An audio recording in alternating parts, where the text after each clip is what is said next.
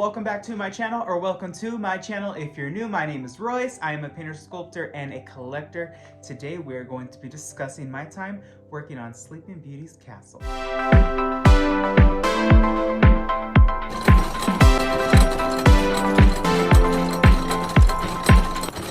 Alright, so every time I think about the best or the most impactful project I ever worked on, this one always comes to mind. I get asked by many of you, either over on my Instagram or here, what was the most impressive or what was your most favorite project that you ever worked on? And truly, it's really hard to break it down because when I think about the past decade and all of the animatronics, sets, props, special events, ride vehicles, it's been a lot, and each one has been memorable in its own way. Each one has been challenging in its own way.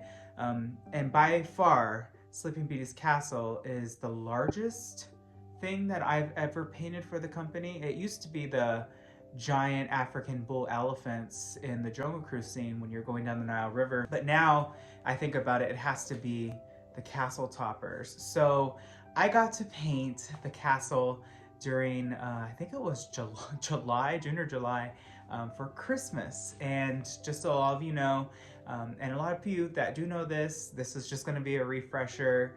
The castle toppers are basically little slip covers that just go over the actual castle. So Disney doesn't actually paint the roof and tiles that are on the castle permanently. They are actually maintained and painted, but these are just little slip covers. They're made of fiberglass and they have a lot of little lights in them, and they're really neat and truly very effective because you can have it painted, say now, and then come December it can be completely just assembled over the castle in a few days. Obviously, I think they used to do it in 2 or 3. Now they kind of spread it out a little bit more for some reason, but I bet it could be done in one day, truly. If the park just closed early and it opened a little bit later, it could be fully transformed. I'm sure it's possible, but this project was quite a beast. I'm not gonna say intimidated, but I mean, it's Sleeping Beauty's castle.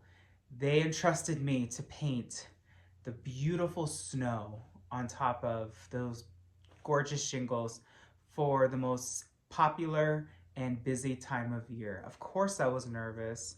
And, you know, I just took it like any other project. I saw the documentation, I saw what was already done, and I just copy and pasted. Of course, anytime, and a lot of you want to get into, you know, the painting roles, I always will recommend maintenance is a lot of just upkeep, and so you should definitely copy and paste what you see at the parks now and see if you can replicate it, because that will definitely come in handy for you later. The castle toppers, there was like 4 or 5 that came in at a time, and each one had to be beautifully and very specifically color matched, of course, but also it has glitter on it and it has little lights, and in the inside it was fun to like go into the actual roof and like see, okay, where is this one, and they're all labeled in the inside. It's really cool.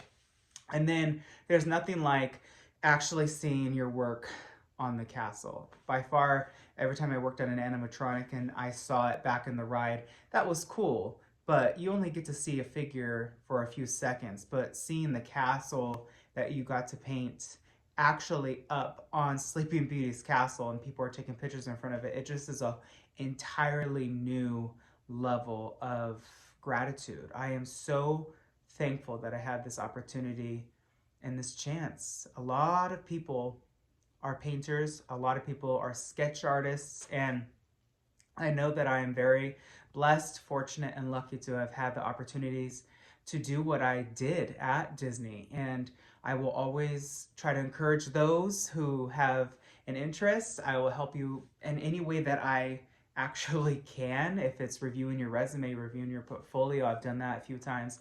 I'm here to help because we all should help each other and build each other up. Disney is also in a really weird spot, and I don't want to discourage those that want to be Imagineers or pictorial artists or figure finishers or work with animatronics.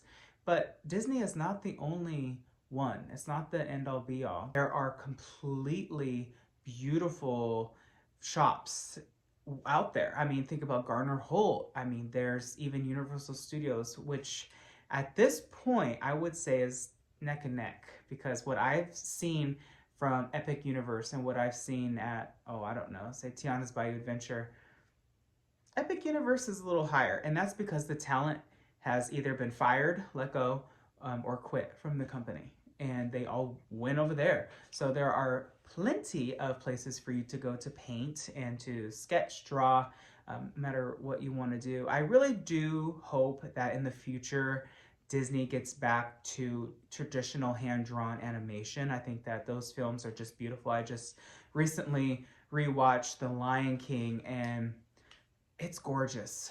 It's absolutely gorgeous. And I am all for taking advantage of today's technology. I think that Walt definitely would, but definitely stay true to your roots as well. So that's why I love to draw. So if you haven't checked out my drawing videos, check them out. There are quite a few on here, and I'm going to continue drawing as well as making new figures. If you like this video, please let me know. Hit subscribe and ring that bell icon. That way you're notified whenever I upload a new video. I wish you all a wonderful day. Be nice to one another, and always remember, dreamers, not only to follow your dreams, but to chase them. Later!